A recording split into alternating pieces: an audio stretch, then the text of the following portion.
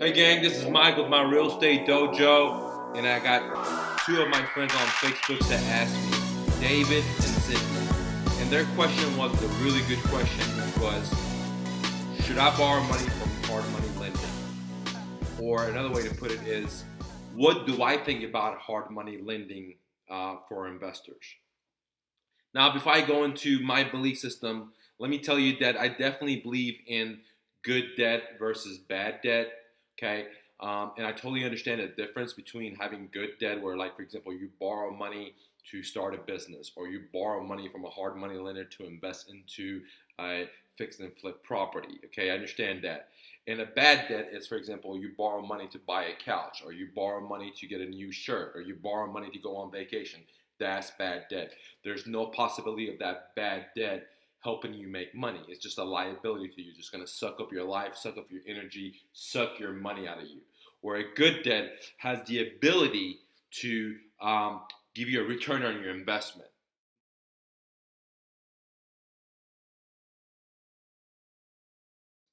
Before I dive in and I pull the curtains back, I want to explain to you that I don't believe in debt. Debt is like dancing with the devil, and there's many, many good men and corporations in America that have actually danced with the devil and they were able to grow, but end of the day, the devil took their souls. Okay, um, corporations like Kodak, GMC. There's so many businesses in America that were very, very successful, but their pursuit for growth, the pursuit to just borrow money and just grow and grow, made them go bankruptcy and lose everything they worked hard for. Same thing has happened with very successful people that I've met in the real estate investing world, where they over leverage themselves. Now, coming back to the question that Cindy and David asked, thank you for asking the question. What do I think about hard money lending? Should you borrow it? And my answer is fuck no. Don't borrow money from hard money lending, and here's the reasons why. Okay? Now, if you're a professional, you know what the fuck you're doing, then that could be a good tool to have in your tool shed to borrow money from hard money lending. Now, if you are a rookie, if you are new, if you've never done fix and flip, man, I know a lot of these coaches and schools and academies and gurus recommend how easy it is to borrow money from hard money lending. That they're not going to pull your credit, that they're just looking at the property itself. Some hard money lenders will look at your credit, and majority of them will just look at the property. If you're getting at a deep enough discount, they'll lend you the money. But the issue that I have, and that's what I want to make sure I drill it into to my students, is that let's say if you're a new investor, or you never done fix and flip, okay? Fix and flip is a really, really risky business. Okay, there's so many variable factors that can change. Okay, and if you have no idea, for example, if you never worked in construction before, okay, you don't know what it costs to do a roof, a flooring, to do a paint job, plumbing. If you've never done that, and let's say you come from, some other kind of background, and you want to instantly do fix and flips because you saw it on TV. There's other guys pumping it, HGTV's pumping it, everybody's talking about it, how easy it is, you find a deal, you just go borrow some money, etc. And what's going to happen is that you're going to get into debt, you're going to take significant amount of risk to borrow money, and you don't know what the fuck to do, because fix and flip is a very, very risky business, guys. And the profit margin, like I've said in my other videos, is not significant. You're looking at 12 to 15% profit margin. Sometimes you can make a little bit more, sometimes you can make a little bit less. But to get 12 to 15%, to take significant amount of risk, but more importantly, borrow money from somebody else, it's just crazy, just ludicrous, okay? Again, I don't like my students to borrow money from hard money lenders, because if they're new into the game, or they're medium, they've been in there for a while, I don't recommend them. And the reason is, you could do creative financing. You could use your imagination. You could give what God had given you. And in America, you could just use that to make money without getting in debt. Let me give you some examples. Instead of borrowing money from a hard money lender, you could do creative financing like Subject to, okay? Where you just take over the seller's payment. You could do that for rental properties. You could do that for fix and flips. You can do that for wholesaling, okay? For example, if a seller has a loan, and let's say they have significant equity, and you're going to pay him $50,000. Let's say the home's worth 100. You're going to give him 50, and instead of getting the money from hard money lending, if the guy has a loan on it, let's say he owes 20 or 30, you could work something out, what I call the American Dream offer, where you actually bring the owner or the seller into the profit sharing. And what I mean by that is you could have the seller, you don't give him any motherfucking money. He gives you the deed. You put the money into the rehab. So you don't have to pay the acquisition cost or the purchasing cost. So you don't have to give him the 50. Let's say you have just 10 grand and he wants 50 and he has a loan for 30. So, and all you're going to do is, instead of buying the property with all cash or hard money, you're going to get it subject to, okay? You put your $10,000 into the property, and then whatever you guys sell it, let's say you sell it for 100, okay? What you're gonna do is you're gonna subtract the seller's debt, which is the 30. Then you're gonna pay the seller his 20. Then you're gonna pay your 10. Okay, so that's 30 plus 20 is 50, and then 10 into that 60. And whatever the profits are, which is the 40, whatever you sell it for, now you and the seller can negotiate and determine how you're gonna split the profits. Okay, where it could be half and half. Out of that 40, he gets 20, you get 20. This is what I call the American Dream offer. You actually bring the seller into the equation, which eliminates you from going to a bank, to going to a private money, or going to a hard money and signing up for debt. You bring the seller in and you give them some of your profits. Okay, now that sounds like, oh man, I don't want to give my profits. I already get the 40 myself. But what you're missing out on is that all the risk factors you just waved off. Okay, because when you go to a hard money lender, there's a lot of risks involved in it. When you're doing owner financing with a seller, there's not much risk. The other thing to consider is that, excuse me, when you go to that hard money lender, boy, they're gonna charge you some high ass interest rate. Boy, they're gonna want a couple of points when you sign up. And the monthly payments that you make to them, the holding fee, is usually just interest only, which means that you're not doing any principal reduction. With the American Dream offer that I just mentioned to you guys, you don't have to make any payments to the seller. You could just make his monthly payments, which is every time you make his monthly payments, is decreasing the principal, which means that whenever you guys sell, instead of making 40, you make 41,000. So simply put, every time you make the seller's payment, you're reducing the principal deduction. You're actually paying really low interest rate compared to the hard money lender. And so that's one reason why I don't like, my students to go borrow money from hard money lending. Now, when you evolve, you become better, then absolutely, if that's something that you feel like you want to do. But again, once you learn how to use your creativity, your imagination, why sign up for debt, okay? Why sign up and say, hey, put this chain on my ass, man? You don't need to do that, okay? I know the average people preach that to you, but again, you don't need to do that in America if you're willing to hustle, grind, and use creativity. Okay. Now, I explained to you right now one benefit of, for example, creative financing, like trying to do the American Dream offer. You could also do subject tos, okay, which basically you're just taking the seller's payment instead of having him share the profits with you. You could do creative financing where you say, okay, Mr. Seller, in a sense, like, for example, here's another idea. Same situation. The house, you're going to give the guy 50. The house is worth 100. The guy owes a loan of 30. So instead of giving them 50, what you could do is some kind of financing. Say, look, seller, I'm going to give you your 50. Okay, I'm going to put the money into the property. Okay, and I'm going to give you the 50. I might give you $5,000 down, or I might not give you zero money right now, or I might give you $1,000 down. I might not give you shit. Once the house sells, I'm going to put the money into the property. Once the house sells, instead of me giving you 50, I'll give you 55. And I'm not going to make any payments onto this property, or I may make payments on the property, but I'm only paying the fucking underlying note. That's about it, okay? So it depends on how you guys negotiate, is what I'm trying to tell you, is you get some lot of creative financing where you could bring the seller in for profit sharing, or you don't. You just give them a little bit more. Instead of giving them 50, you give them 55. But that's when you sell the house. What it means is, you put the $10,000 into the property, you fix it up, you list it, you sell it. At that time, once you make your $100,000, now you go ahead and pay the seller 55. So you don't have to come up with any fucking money out of your own pocket. Does that make sense? And you basically got the property. You didn't have to fucking pay any money in your pocket. You didn't have to borrow any money. The seller carried a note for you.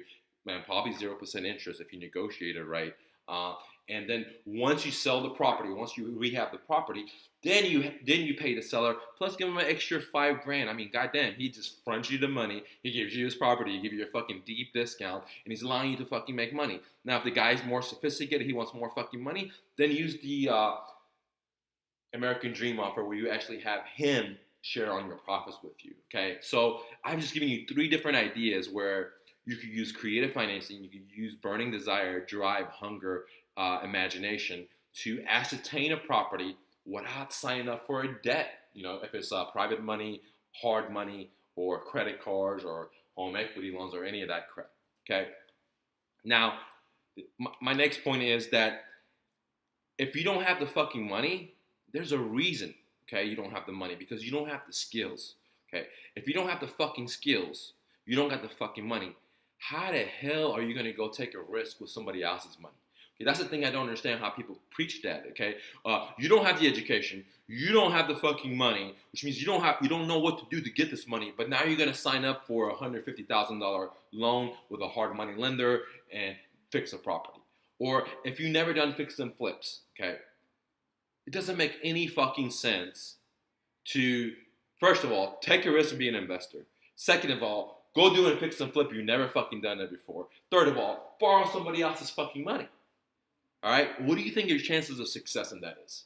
Honestly, guys, very, very low. It sounds really good in the seminars. It sounds really good for the gurus to push their products on you. Like, oh man, you don't need any money. You don't need this. Well, no, you don't need any money. You need imagination, creativity. You need fucking hard work. But you don't need to just sign a piece of note to somebody give you some money, okay? If you don't have your own fucking money, it's because you don't have enough skills to do that kind of transaction. So if you inject yourself with some steroids, or if you inject yourself with some debt, right, doesn't mean you're going to be able to do that, okay? It's just artificial gains. It's going to be gone away. And, you know, guys, you know, I've been in the fitness industry forever. I see so many men and women shoot up steroids in 1 month. They're like, and then 3 months later, they're shrinking up because it's artificial.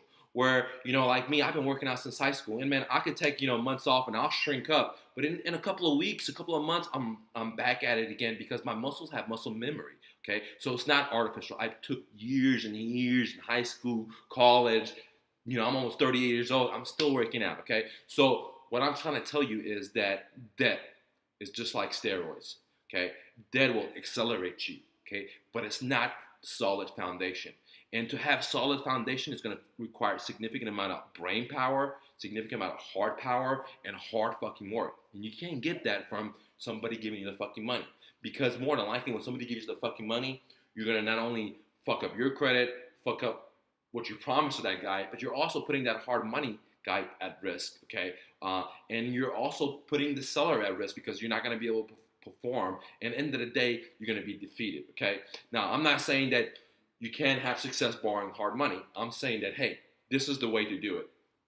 If you're new, if you're a rookie, if you're middle level, but you've never done rehab, like for example, when I got into real estate investing, man, I don't know shit about fixing my car. I don't know shit about houses. You know, I'm the guy that knows computers, okay? I don't know anything about that. So to this day, I really don't do fix and flips. To this day, I've never borrowed money from a hard money lender. And I've been in the game almost 8 years now, okay, in the real estate investing business and entrepreneurship since fucking high school. And to this day, I've never borrowed money from a bank to start a business. To this day, I've never borrowed money from a hard money to invest in a property. If I ever borrow any money, it's going to be a non-recourse loan, which means that if I default, the lender, or in this case, the motivated seller, cannot come after me. They can only come after the collateral, which is I save my credit, so it's not going to come up on my credit. And I'm only willing to do those kind of deals where the seller lends me the money, or whoever's selling me the property is going to lend me the money. Not some hard money lender, not some Bank of America, not some, you know, and nor do I want to get into debt, okay? The only debt I want to get into is somebody else's credit, and I'm just stepping in their shoes and making their monthly payments and saving them and creating a win-win situation. It's going to be a win for them. It's going to be a win for me. I'm not going to put my Social Security up online. I'm not going to put my EIN number online to grow. Fuck that, because I know that growth by itself is artificial. Too much growth, you're going to shrink up, okay? It has to be little at a time, just like working out, like bodybuilding, guys. It can't be like fast, all right? And if you're new and you go to these seminars and they tell you, hey, Go borrow some money. It's so easy because they're just selling your fucking book. And if you don't know shit about rehabbing, and you go borrow some money, there's a really good chance you're not going to be able to pay them back because you don't know anything about rehabbing. Rehabbing is a really tricky business, and in my mind, there's not enough money for me to do rehabbing. I'm not going to do rehabbing because it's like in the Rich Dad Poor Dad, it's an S quadrant. I'm only looking to have my money work for me. I'm not trying to be at a job site every fucking day, do a $60,000 rehab. Fuck that. I have other shit to do. So reason I don't like rehabbing, I have other videos that explain, but let me give you a couple. One, it's really, really, really labor intense. Two, the profit margin is like any other business, 12 to 15%, plus or minus some on different deals, okay? But it's not that much money. So if I'm gonna get in debt this much, to do this, I have to do this, I have to spend so much time just to make 10, 15 grand if it's a $100,000 deal. It's just not enough money for me. I could take the same exact deal, buy it, rent it out, okay, make monthly cash flow $3,000 to $7,000 a year, and then after 6 to 10 years, sell that same property, make $100,000 plus on it. So it doesn't make sense for me to do all this fucking work just to make 10, 15 grand on a $100,000 property, okay, at the very best. And it's so labor intense, and it's so fucking risky. I mean, there's so many fudge factors. When you tear up the walls, you don't know what the fuck can happen, okay?